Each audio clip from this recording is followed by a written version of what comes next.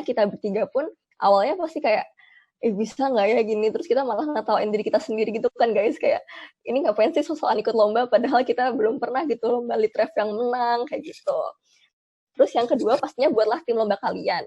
Kalau di tim kita bertiga sendiri itu kita nyari timnya, karena kita bertiga selain dekat secara personal juga, kita nyari orang yang bisa mencari konten, yaitu isi dari posternya, dan juga mendesain kontennya gitu. Jadi kita bertiga merekomendasikan kalian untuk memilih teman-teman yang kiranya bisa nih bekerja sama kalian dan bisa melengkapi kekurangan dan kelebihan kalian. Tapi kalau misalkan emang kan bisa lomba poster tuh maksimal 3 orang gitu ya. Jadi berarti 1 orang pun nggak apa-apa. Nah, kalau misalkan kalian merasa kalian capable untuk membuat konten dan membuat desain sendiri, ya nggak apa-apa banget kayak gitu.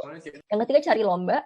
Yang keempat, perhatikan timeline lomba. Nah, ini penting banget. Jangan sampai kalian mau ikut lomba tapi ternyata pendaftarannya udah lewat gitu, atau submit karyanya udah lewat gitu. Karena kita waktu itu kalau nggak salah pernah pengen ikut lomba sesuatu tapi udah kelewat pendaftarannya. Terus yang kelima, perhatikan guideline lomba, yaitu syarat dan ketentuan lomba. Nah, di guideline ini juga ada termasuk kriteria penilaian gitu. Walaupun biasanya di guideline ini dia nggak dijelaskan secara spesifik kriteria penilaian seperti apa. Cuman kriteria penilaian yang biasanya dilakukan adalah yang dikasih tahu ke kita adalah biasanya 40% desain dan 60% konten. Tapi konten seperti apa yang dimauin sama juri, atau desain yang seperti apa yang dimauin sama juri itu nggak dikasih tahu kayak gitu. Next ya. Nah, kalau untuk karya posternya sendiri, kita bertiga menyimpulkan menjadi visuals gitu. V-nya itu visible, mudah terlihat. I-nya tuh interesting. Kenapa? Karena ya biar orang mau ngeliat poster kita dulu gitu baru ngebaca. Terus yang S, structured, terstruktur. U, useful. Jadi usahakan poster kalian tuh emang yang urgensinya tinggi, yang kalian ngerasa masyarakat tuh perlu banget nih tahu ini gitu, tapi masyarakat tuh belum banyak yang tahu tentang hal tersebut gitu. Terus A, accurate, L, legitimate, S, simple. Kenapa harus simple ya? Biar masyarakat merasa mereka melihat poster gitu, membaca poster bukan membaca karya ilmiah gitu. Next ya. Jadi untuk pembuatan karya poster sendiri, yang pertama harus dilakukan adalah pemilihan topik. Nah, biasanya juri atau panitia itu cuma ngasih tahu tema secara umum gitu. Misalkan temanya adalah cara menjaga kebersihan gigi dan mulut di era globalisasi misalkan ya. Nah, kita tuh harus kerucutin lagi gitu loh, topik yang mau kita angkat tuh yang seperti apa. Nah, gimana cara memilih topik yang sebenarnya yang sebenarnya bisa menang? Yang pertama adalah menarik gitu. Menariknya untuk siapa? Ya untuk diri kita sendiri dulu yang ngebuat. Karena kalau kita yang ngebuat aja nggak tertarik sama apa yang kita buat, gimana orang lain gitu kan. Terus yang kedua, mudah didapatkan informasinya. Gimana caranya? Nah, pilihlah topik yang emang lagi happening gitu, yang lagi hits. Waktu lomba kemarin, tim aku itu milih topik tentang boba. Boba kan lagi hype banget kan, bahkan di Galaxy Mall aja tuh toko boba udah kayak semeter jalan ada toko boba, semeter lagi ada toko boba lagi, buset dah. Itu karena lagi happening itu, jadi informasi yang kita bisa dapatkan tuh banyak gitu, karena banyak artikel maupun sumber ilmiah yang membahas tentang boba. Yang ketiga, materinya yang belum banyak diketahui oleh masyarakat umum. Nah, contohnya boba tadi, kan bobanya lagi happening banget. Cuman masyarakat tuh pada belum tahu nih kalau misalkan boba itu bisa menyebabkan masalah kesehatan gigi dan mulut, bukan cuma gigi dan mulut bahkan, tapi holistik seluruh tubuh juga gitu. Contohnya bisa menyebabkan karies, periodontitis, bahkan diabetes mellitus tipe 2 kayak gitu. BTW kalau misalkan ada pertanyaan bisa langsung aja di-cut gak apa. Oke, nah next setelah pertama kalian udah milih topik, nah langsung milih judul. Nah, sebenarnya judul ini cuman kita bikin gimana topik tadi yang kita bahas itu jadi bahasanya tuh mudah dibaca, terus menarik juga. Nah, makanya kita nyimpulin bahwa judul itu harus pertama menarik ya. Kayak tadi udah disampaikan Raisa, kalau menarik tuh pertama menarik dulu buat kita. Jadi menarik buat kita dan juga bisa menarik buat pembaca maupun otomatis jurinya ya. Nah, di sini judul juga nggak boleh terlalu panjang dan bertele-tele ya, karena kalau misalkan terlalu panjang, bertele-tele, kayak kita tuh nggak dapet gitu loh, kayak maksudnya tuh apa, dan kadang orang jadi udah bosen, keburu bosen sebelum baca isi konten posternya. Makanya judul itu harus on point aja. Nah, terus yang terakhir, judul itu ini kita ngasih saran opsional. Jadi bisa menggunakan singkatan-singkatan kata. Nah, singkatan-singkatan kata ini nggak cuman hanya menarik, tapi juga harus nyambung dan ada korelasinya dengan topik yang mau kita bahas. Oke, next, Kak. Oke, jadi di sini ada beberapa contoh judul-judul poster kita. Nah, kita bahas dari yang pertama ya. Yang paling kiri atas ini. Nah, itu ada gigi lebih sehat dan kuat. Kocok dulu yuk. Nah, di sini kita nggunain singkatan kocok. Nah, kenapa kita nggunain singkatan kocok? Karena sebenarnya kita mau menekankan bahwa dengan konsumsi yogurt, makanya ada gambar yogurt di sebelahnya, itu kita bisa menjadikan gigi itu lebih sehat dan kuat karena itu menjaga oral hygiene juga gitu.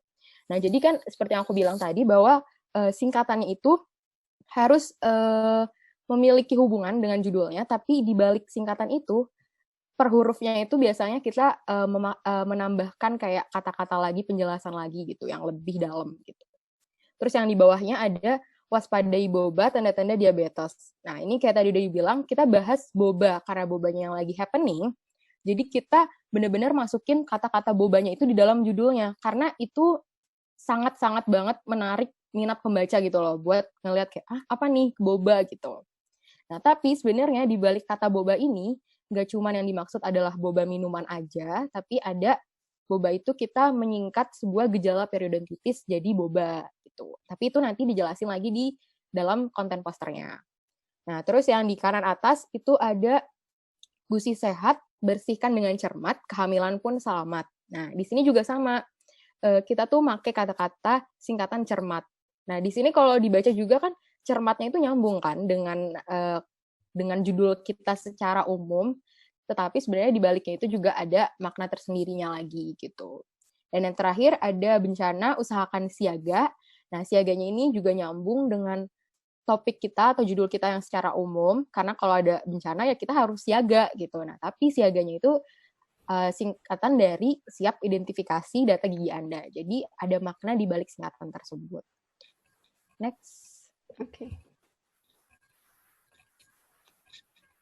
Oke, jadi setelah kita udah milih judulnya apa nih, kita langsung beralih ke konten kan. Nah, jadi isi konten poster ini kita harus bikin gimana kontennya itu kita nggak gunain kata-kata yang bertele-tele, tapi kita gunain kata-kata yang efektif aja. Dan otomatis karena kita biasanya itu lebihnya termasuk jenis kategori public poster yang kayak tadi udah dijelasin Raisa, maka kita harus membahasakan poster kita dengan kata-kata yang mudah diterima oleh masyarakat secara umum, masyarakat awam. Jadi kita nggak usah terlalu banyak pakai kata-kata medis, itu nggak usah, karena akan membingungkan gitu. Terus yang kedua harus terstruktur dan sistematis. Nah, ini penting karena untuk membuat sebuah alur pikir dari pembacanya itu. Kalau misalkan kita nggak buat secara sistematis, maka akan bingung buat pembaca tuh baca kayak abis dari sini itu bacanya kemana, abis dari sini bacanya kemana. Jadi kayak malah takutnya pesannya itu nggak sampai gitu. Nah, yang ketiga, berguna dan informatif bagi masyarakat. Itu pasti harus. Terus yang keempat, isinya juga harus dapat dipertanggungjawabkan dengan menggunakan sumber-sumber yang akurat. Next. Nah, dari isi konten poster itu, biasanya dari kita sendiri itu mengusahakan supaya mencakup 5W1H. Nah, kayak udah biasa kita bahas, maksudnya kita udah biasa tahu kan, kalau misalkan di dalam pelajaran bahasa Indonesia, biasanya kalau mau buat sebuah cerita, karangan, karya tulis, biasanya selalu mencakup 5W1H. Nah, yang pertama, what. Nah, what di sini itu biasanya kita masukin sebagai sebuah preview singkat tentang topik yang kita bahas. Biasanya tuh kayak definisi dari penyakitnya, atau misalkan tadi definisi dari yogurtnya, kalau misalkan kita menggunakan yogurt buat pencegahan buat oral hygiene gitu. Terus yang kedua, who, when, and where. Nah, sebenarnya ini kita nggak terlalu sering memakai ini di poster kita. Karena memang biasanya ini tuh mencakup kayak prevalensi dari permasalahan kesehatan gigi dan mulut yang diangkat. Nah, tapi biasanya kita pasti memasukkan ini di dalam presentasi poster kita yang nanti dijelasin di belakang. Nah, yang ketiga why. Nah, why ini cakupannya paling luas, sama juga kayak how nanti yang di bawah. Karena kita bisa bahas dari segi mana aja. Kayak misalkan, kenapa sih kita bahas topik itu? Nah, misalkan di topik itu kita bahas yogurt. Kenapa sih yogurt gitu? Terus kenapa yogurt tuh harus kita edukasiin ke masyarakat secara umum? Karena kenapa? Oh, ada apanya gitu. Terus kayak misalkan, kenapa harus gigi dan lain-lain kayak gitu.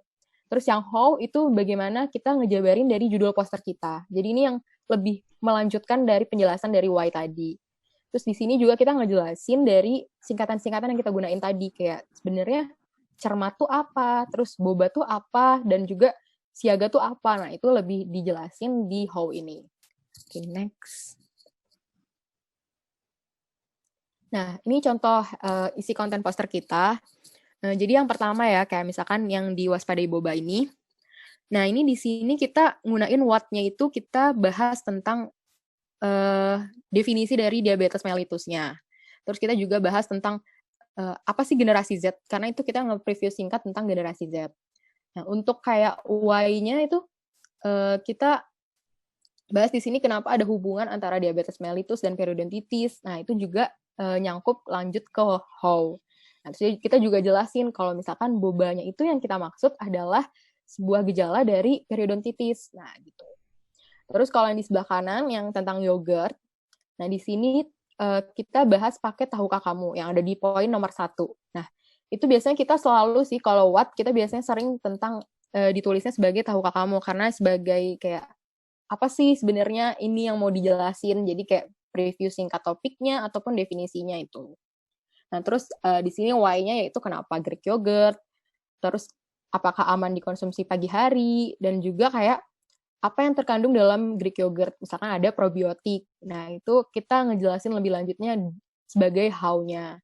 Nah, terus kita jangan lupa juga kita ngejelasin kalau misalkan singkatan kocok tadi itu tuh apa. Nah, ternyata kocok itu konsumsi yogurt, cegah ompong dan karies. Nah, itu kita ngejelasin lebih lanjut di dalam isi konten poster kita. Next.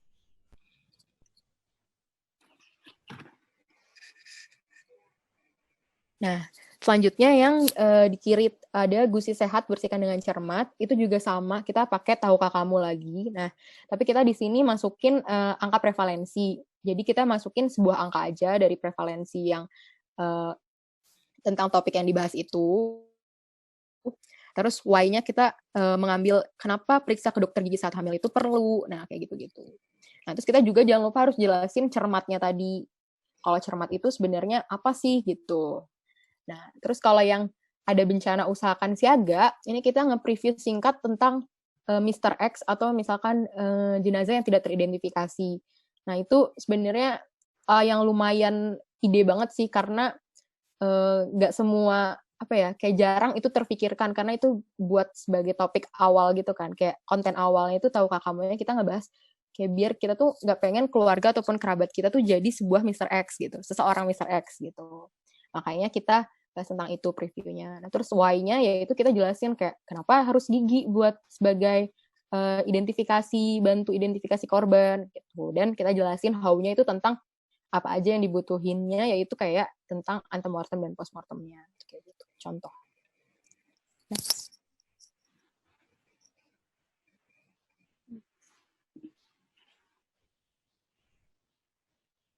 Nah, selanjutnya ya di sini ada desain. Kalau bisa dibilang desain ini krusial ya, lumayan krusial karena ini first impression buat orang-orang ini ngelihat poster kita. Nah, pertama mungkin kalau kita yang harus diperhatiin itu adalah guideline-nya dulu pertama, karena di sini dicantumin persyaratan-persyaratan untuk size-nya, resolusinya, logo-logonya, sama nama. Karena ada beberapa lomba yang di mana kita bisa boleh nyantumin nama-nama kita, ada juga lomba yang nggak boleh.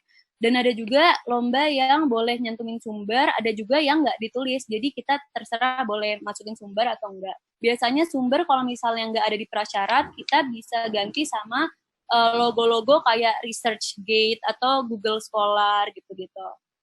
Habis itu yang kedua, kita perbanyak referensi.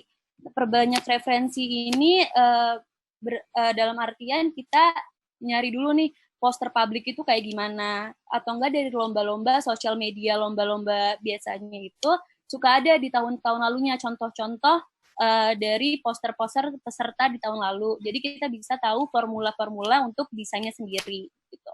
Dan bisa kita adaptasiin juga mungkin di poster kita. Habis itu yang ketiga isi. Di sini kita gimana caranya mempermudah pembaca ini ngikutin alur poster kita. Jadi kita anggap mereka semua orang awam. Jadi kalau bisa pertama jangan kebanyakan tulisan, bisa diganti kayak poin atau mind map, dan tulisan dan gambar itu kalau bisa diseimbangkan. Nah, di sini penempatan juga penting sih. Karena tadi kita ingin mempermudah pembaca dalam ngikutin alur poster kita, jadi kalau bisa terstruktur. Bisa juga kayak tadi contoh poster kita kasihin bubble-bubble, dan bisa juga kita kasih nomor di bubble-bubble itu. Jadi pembaca tahu habis dari sini kita baca yang mana lagi, baca yang mana lagi, baca yang mana lagi. Nah, habis itu di sini juga kita tekenin untuk kita paham sama-sama, setim ini paham tema sama isi poster kita. Di sini mungkin untuk yang desain, kenapa ini penting, karena ini kita bisa lebih terarah untuk kayak kita milih color palette-nya apa, milih vektor-vektor atau gambarnya apa, nuansa poster kita mau seperti apa gitu. Nah, habis itu yang keempat, jangan sungkan untuk minta pendapat orang lain. Di sini kita nekanin lebih ke orang awam sih, yang di luar dari bidang yang poster kita bikin. Misalnya kita ini kan biasanya kita bertiga ngikutin lomba-lomba poster yang di bidang kedokteran gigi lah. Nah, ini kita bisa juga minta pendapat orang tua kita, minta pendapat kakak atau siapapun itu yang di luar bidang, jadi kita bisa dapat insight-insight baru atau saran-saran dari mereka. Atau saran-saran dari mereka ngerti atau enggaknya. Nah, habis itu lagi-lagi visual yang tadi, visible, interesting, structure, useful, accurate, legitimate, sama simple. Simple ini kenapa ditekanin, karena kalau bisa untuk dari segi desain sih just enough aja. Jadi kalau bisa jangan terlalu berlebihan juga, tapi cukup gitu. Menarik, cukup dan menarik. Karena belum tentu juga yang desainnya wah-wah banget itu menang, dan juga sebaliknya. Jadi itu kita seimbangin sih antara isi sama desainnya.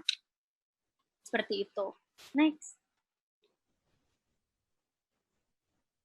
Nah, habis itu dari segi presentasi ini lebih ke tahap untuk membuat presentasinya kalau biasanya kalau udah lolos dari final.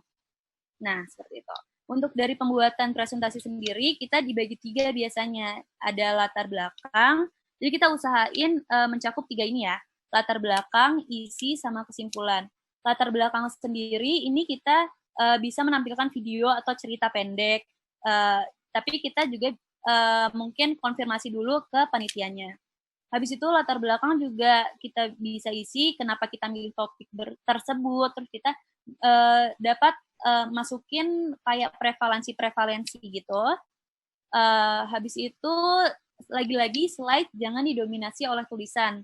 Bisa dengan gambar yang berhubungan, nanti habis itu kita jelasin, atau seperti kayak screenshot berita-berita, angka prevalensi, atau peta tempat penyebarannya.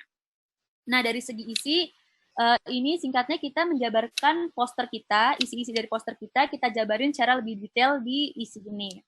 Nah, untuk kesimpulan, kita ada moral value sama saran.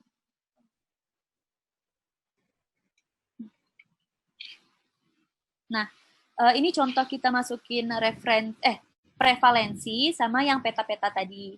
Ini kita prevalensi periodontitis, dan ini kita peta Ring of Fire di Indonesia. Gitu. Jadi bencana-bencana di Indonesia.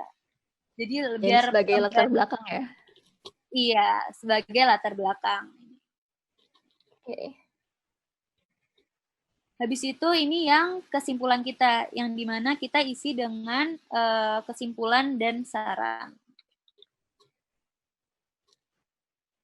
Oh ya, sorry Rifka, ini kan tinggal 7 menit. Kalau misalkan belum selesai gimana ya? Join lagi kah?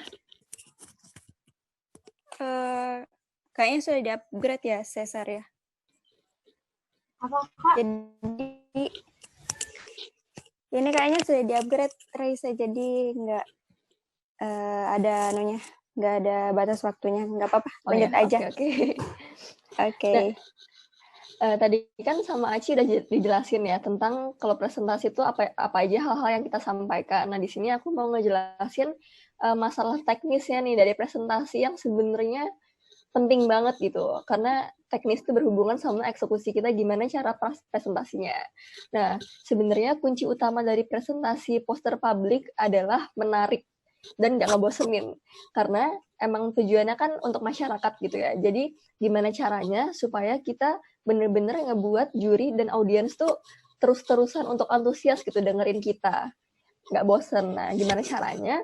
Yang pertama, persiapkan dari jauh hari. Nah, jujur aja kita bertiga juga masih struggling tentang yang ini gitu ya.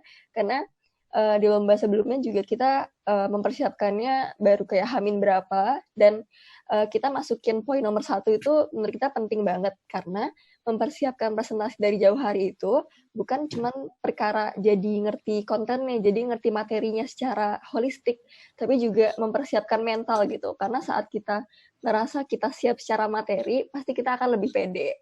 Terus yang kedua, cara presentasi harus menarik dan interaktif. Bisa berupa drama, storytelling, dan lain-lain. Pokoknya kalian bisa explore apapun hal-hal yang pokoknya kiranya cara penyampaian itu nggak kayak penyampaian ini presentasi litref gitu yang sangat formal, tapi ini yang sangat interaktif. Terus yang ketiga, bisa menggunakan properti yang mendukung, karena di lomba terakhir kita di Institut Ilmu Kesehatan Baktiwiyata Kediri itu ada satu tim dari suatu universitas yang make properti TV, tapi jadi mereka buat TV tapi dibuat dari kardus dan dicat gitu. Itu tuh bener-bener jurinya appreciate mereka gitu, karena mereka dari kota mereka datang ke kota itu bawa-bawa propertinya kayak gitu. Terus yang keempat, di awal presentasi jangan lupa berikan salam dan terima kasih kepada juri dan audiens gitu. Terima kasih kalian sudah diberikan kesempatan untuk presentasi di situ. Yang kelima, pantun. Nah, kayak yang kita lakuin di awal ya, itu kenapa kita adain pantun, karena kita mau nih pas di awal seenggaknya juri dan audiens tuh nengok dulu nih ke kita gitu kan. Jadi kayak menarik di awal, terus kita setelahnya gimana caranya untuk mempertahankan supaya mereka nggak bosan kayak gitu. Yang keenam, menutup presentasi dengan mengucapkan salam dan terima kasih sama kayak poin nomor 4. Terus 7, kuasai materi. Nah ini yang tadi kayak ada hubungannya sama nomor 1 ya jadinya. Karena saat presentasi itu pasti juri tuh nggak bertanya cuman hal yang berkaitan dengan presentasi kita, tapi bisa loncat kemanapun gitu. Jadi kuasai materi bukan cuma apa yang mau kita sampaikan gitu, tapi materi itu secara utuh kayak gitu. Terus yang ke-8, saat ingin menjawab pertanyaan dari juri, ucapkan terima kasih terlebih dahulu atas pertanyaannya. Ini juga penting banget karena banyak lomba yang memasukkan kriteria penilaian itu sopan kayak gitu. Jadi kan lumayan kan kalau misalkan bilang makasih doang tapi bisa nambah nilai gitu. Oke, terus tips and tricks ya. Setelah beberapa lomba yang kita ikutin gitu, ada menang, ada kalah, ada down gitu segala, kita jadi merangkum beberapa tips and tricks nih teman-teman supaya teman-teman nggak melakukan kesalahan apa yang kita lakukan gitu. Nah, yang pertama lagi-lagi ya, mempersiapkan dan latihan presentasi itu dari jauh hari teman-teman. Nggak bisa hamin satu langsung latihan dan kalian expect kalian bakal menang tuh agak sulit gitu ya, kecuali emang hoki berat gitu. Soalnya aku sedikit cerita ya. Jadi pas presentasi di IIK di Kediri itu, kita kan udah nih ya, udah latihan. Ternyata kita tuh tampil kelima. Sedangkan emang yang presentasi tuh jumlahnya 5 tim. Dan kita kelima. Ternyata tim-tim sebelumnya 1, 2, 3, 4 itu mereka presentasinya super menarik banget. Ada yang pakai properti niat, ada yang benar-benar kocak kayak gitu. Nah jadinya kalau misalkan kita nggak mempersiapkan materi dengan baik dan saat melihat lawan kita bagus juga, itu pasti gampang down kayak gitu. Nah ini ada hubungannya sama poin kedua, tetap pede dan persiapkan mental.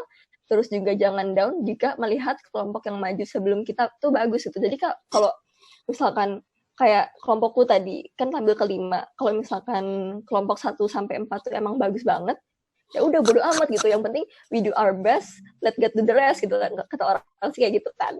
Nah jadi kayak ya udah kalau misalkan kalian emang mau ikut lomba, ya udah persiapkan sebaik mungkin. Tapi kalau misalkan kalian ngelihat lawan kalian tuh bagus, kayak ya udah aja gitu. Terus yang keempat, jika kesulitan menjawab pertanyaan dari juri, jawablah semampu kalian dengan dikemas secara diplomatis. Nah, ini juga tips nih teman-teman. Soalnya kadang saat kita presentasi gitu ya, walaupun kita udah mempersiapkan materi, tapi tuh pasti nervous gitu loh. Bahkan juri tuh kadang cuma nanyanya, sebenarnya bagaimana sih Mbak cara menyikat gigi yang benar. Itu tuh kalau nervous kita bisa jawabnya kemana-mana, luas banget gitu loh. Bahkan jadinya nggak ngejawab pertanyaan jurinya. Nah, jadi tips dari kita sih mempersiapkan mental juga, dan kalau emang kita benar-benar nggak tahu jawaban dari juri gitu ya, kita bisa kok ngejawab hal-hal yang masih related sama apa yang ditanyain, cuman nggak benar-benar menjawab pertanyaan dia gitu loh. Seenggaknya kita bisa ngasih image bahwa kelompok kita tuh nggak benar-benar kosong gitu loh tentang materi itu, kayak gitu. Itulah diplomatis ya teman-teman. Terus yang terakhir kuncinya pede, udah dijelasin ya tadi. Pokoknya kalau misalkan mau lomba tuh pokoknya berani mulai aja, bodo amat nanti hasilnya kayak gimana. Soalnya sebenarnya poin dari lomba tuh bukan menang gitu loh menurut kita, tapi berkembangnya. Karena kalau misalkan aku waktu itu nggak ikut lomba poster, mungkin aku nggak tahu nih orang-orang dari univ lain tuh kayak gimana, terus pemikiran mereka tuh kayak gimana. Nah dengan ikut lomba tuh bisa bisa jadi tahu sudut pandang lain, dan bukan jadi ikan terbaik di kolam sendiri gitu loh, tapi kita bisa jadi ikan terbaik di kolam orang lain. Begitu.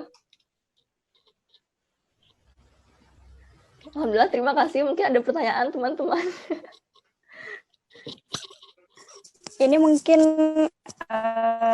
nanti ada ini ya, durasinya nggak sampai, mungkin pemateri berkenan untuk join lagi atau gimana?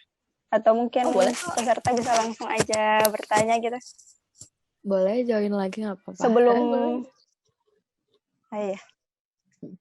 Mungkin langsung saja untuk yang mau bertanya. Udah. Iya. Oke. Nah, kalau untuk lomba poster ini kan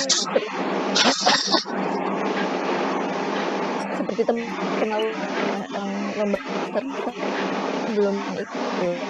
Waktu itu karena benar-benar kita nggak dengar gitu siapa ya yang ikut lomba poster. Jadi udah waktu itu karena aku yang paling kuliah sama Aci, dan aku tahu Aci anak Medcom, jadi kayak so ide aja gitu waktu itu, kayak Ci gimana kalau lomba poster Ci, karena hidup kita udah kelamaan nggak berfaedah nih Ci gitu. Jadi udah aku ajak Aci. Nah terus kebanyakan aturan perlombaan itu maksimal 3 orang, terus kan kita jadi mikir ya kayak misalkan emang 3 orang sayang banget nih gitu kan, cuma 2 orang SDM-nya. Jadi waktu itu kita milih Ajeda karena pertama emang kita bertiga itu udah satu inner circle dari maba gitu, walaupun berpisah kelas di semester selanjutnya, tapi sebenarnya masih tetap keep in touch gitu. Jadi kalau untuk kita bertiga itu ceritanya seperti itu sih, jadi lebih ke personal kali ya. Tapi kalau untuk perlombaan lain kayak litref gitu, waktu itu aku ini sih ngelihat orang yang tertarik sama litref tuh siapa gitu. Terus ya udah aku tanya-tanya, malah akhirnya dia mau jadi teman kelompok aku gitu. Jadi untuk lomba poster tuh sebenarnya kita juga bukan memilih tim berdasarkan yang deket gitu loh, tapi emang pada saat itu kayak emang takdir menjodohkan kita ya nggak guys? Tapi yang penting kalau buat nyari satu tim itu harus saling melengkapi itu tadi, kayak kalau misalkan karena kita tahu Aci itu emang udah ahlinya di desain, jadi ya udah Aci ini paling ahli di desain. Nah kita berusaha untuk, aku dan Raisa berusaha untuk menyamainya dengan membantu di dalam isi kontennya gitu. Tapi tetap juga Aci juga bantu juga. Iya. Oh iya, Aci tadi ada yang nanya, kamu pakai apa? Dijelasin kayak gitu. Iya, jadi ada aplikasi kayak untuk di Apple namanya Keynote. Keynote ini itu kayak kalau di Windows mungkin Microsoft PowerPoint kayak PowerPoint, tapi ini namanya Keynote. Nah, aku tuh kalau edit tuh di situ. Tapi mungkin banyak sih pertanyaan kayak keynote itu apa gitu. Karena jadi sebenarnya aku bisa aja sih Photoshop, cuman aku udah nggak begitu lihai lagi Photoshop karena aku kalau ngedit apa-apa tuh pakai Keynote gitu. Jadi itu sebenarnya basicnya aplikasi buat ngebikin presentasi, tapi kita bisa custom banyak hal. Jadi kita bisa bikin, aku bisa bikin poster, bisa bikin PPT itu dari Keynote itu. Gitu. Mungkin ada pertanyaan lagi atau ada tanggapan lain dari penanya. Aku juga mau nanya nih. Boleh. Dari center kalian itu memang udah, maksudnya pastinya itu belum ada dari jurnal atau kalian sendiri gitu, inovasi yang baru gitu. Siapa yang menjawab? Aku coba jawab. Ya, aku Oke. coba jawab ya, guys. Jadi kalau misalkan karena kita poster ya, beda mungkin sama live ya di sini. Jadi kita tuh lebih ke emang udah ada gitu kayak saya jurnalnya udah ada di contoh tentang yogurt yang buat membantu oral hygiene itu kita ngambil dari jurnal yang ada tentang bahasan itu gitu.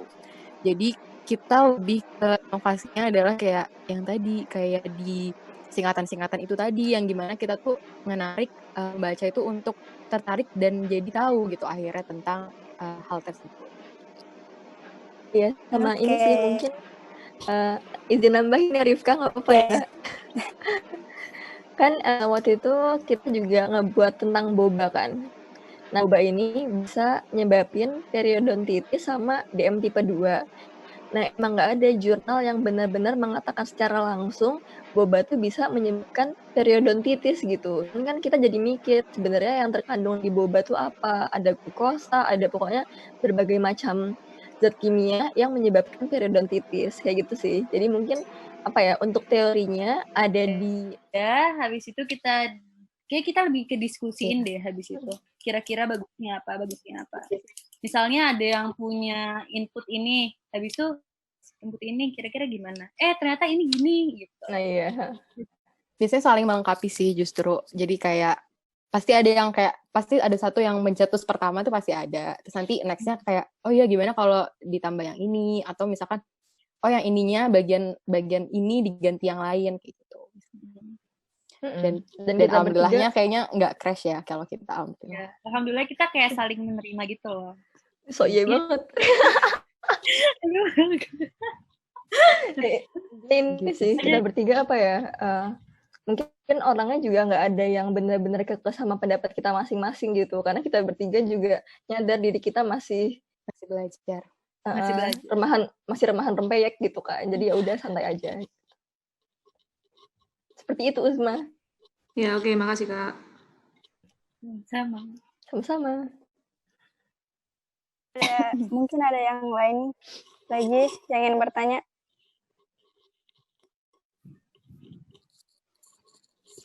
Kak, izin bertanya.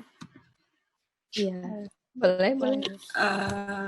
Kan tadi bilangnya waktu desain kan lebih pakai Keynote. Nah, mau tahu lebih lanjut lagi di Keynote itu emang kakak desainnya full sendiri dari awal atau kayak ambil beberapa template terus di upgrade lagi gitu Kak? Oh, kalau dari segi desain, kalau Keynote sendiri itu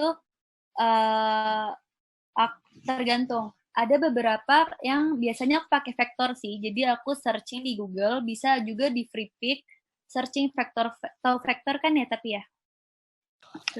Nah, ya aku biasanya pakai vektor. Atau kalau misalnya emang nggak ada yang sesuai sama yang mau aku cari, maksud aku vektornya itu, maksudnya nggak ada vektor yang sesuai sama maksud aku, yang aku pinginin, itu biasanya aku gambar. Jadi kalau di Keynote kita bisa juga bikin gambar, tapi emang nggak semudah di Photoshop. Mungkin di Photoshop ada yang kayak misalnya bisa langsung ngebrush, bisa bikin ngebrush sendiri gitu ya.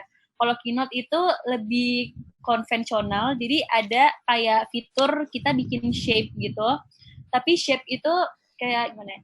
Jadi kita bisa nge-customize si bentuk-bentuk gitu loh. Jadi bisa kita, misalnya kita bikin garis, search, misalnya kita bikin kotak nih, tapi kita bisa kayak kita tarik, jadi bentuknya bisa kita stretch dia. Jadi bisa sesuai sama apa yang kita mau, cuman emang lebih susah daripada si Photoshop itu.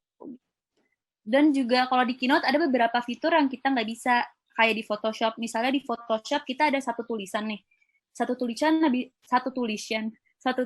habis itu kita pingin bikin tulisan itu kayak ngelengkung. Misalnya tulisan kan ngelurus gini ya. Kita pingin bikin ngelengkung jadi seret gitu ya. Kalau misalnya di Photoshop itu bisa langsung kan, bisa kita tarik. Nah, kalau di Keynote ini nggak bisa. Itu kelemahannya Keynote sih menurutku. Jadi kalau misalnya setiap poster apapun itu aku pingin bikin lebih gimana lagi tulisannya, tapi ya terbatas Keynote itu. Nah, gitu deh. Nah, kenapa aku pakai Keynote juga? Gara-gara aku nggak punya aplikasi Photoshop. Jadi laptop aku udah penuh banget hard disknya. Jadi aku nggak punya Photoshop kan. Terus ya udahlah, masih bisa pakai Keynote gitu. Tapi banyak yang protes sih, karena kalau misalnya pakai Keynote, misalnya aku ngedit pakai Keynote nih, habis itu mau diedit lagi sama orang lain misalnya, habis itu tapi nggak bisa. Kalau Photoshop kan bisa kita edit lagi kan ya, orang itu bisa ngedit. Nah, kalau Keynote nggak bisa, jadi udah langsung plug formatnya PDF atau nggak formatnya JPG atau nggak formatnya PNG gitu. Jadi orang lain nggak bisa ngedit gitu. Minusnya lagi Keynote ya. Jadi lebih konvensional sih, karena emang basicnya dia bukan untuk itu, dia basicnya untuk bikin presentasi. Gitu. Oke. Makasih Kak. Sama-sama. Kayak gimana yang lain?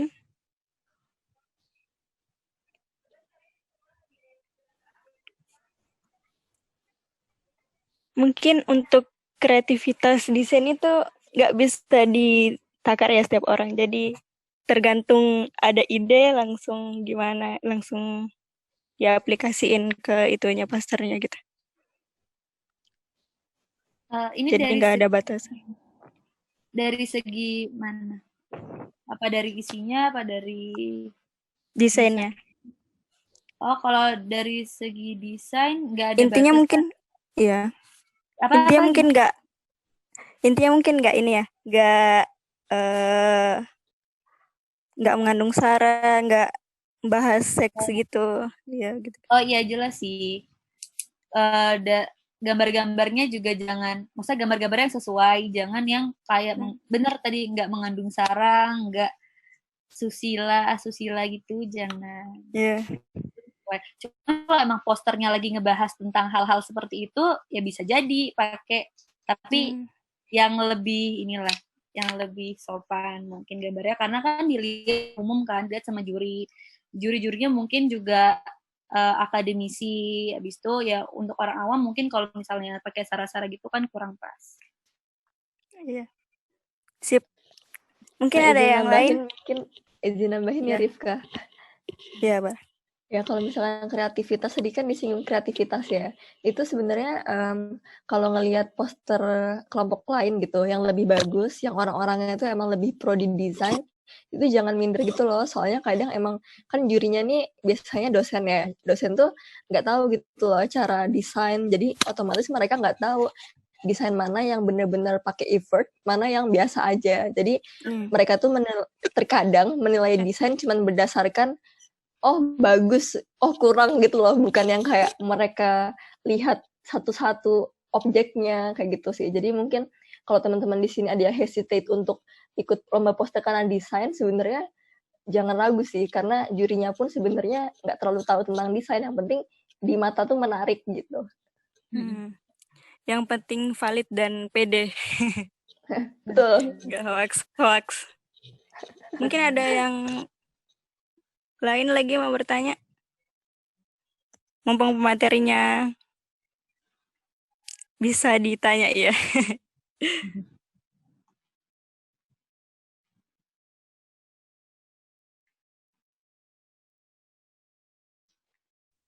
Insya Allah cukup, Kak.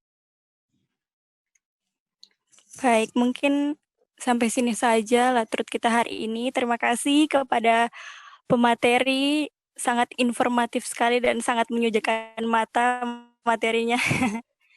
Terima kasih juga kepada teman-teman yang sudah menyempatkan hadir di Latur kita hari ini. Semoga bermanfaat. Wassalamualaikum warahmatullahi wabarakatuh.